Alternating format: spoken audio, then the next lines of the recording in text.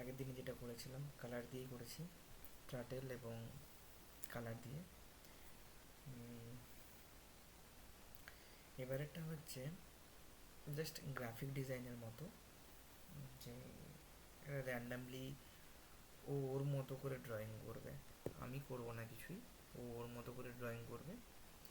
তো একটা black page নিয়েছি এবং সেখানে কিছু কালার দিয়েছি, red, green, blue, yellow, orange. তো এর যে ডট পয়েন্টগুলো হবে, এদের যে অ্যাক্সেসটা হবে -300 to 350।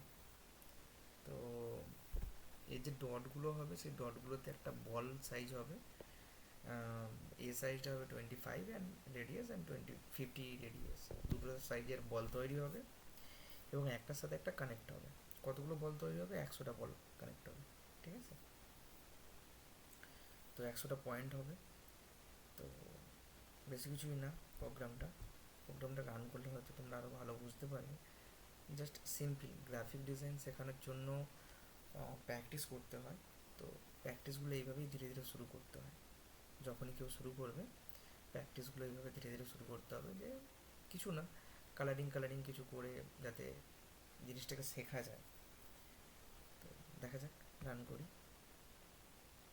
দেখো আমি যখন রান করছি একটা ডটে যাচ্ছে, ডটগুলোতে একটা বল তৈরি হচ্ছে। এই বলটার রেডিয়াস হবে 50, এর রেডিয়াস হবে 25।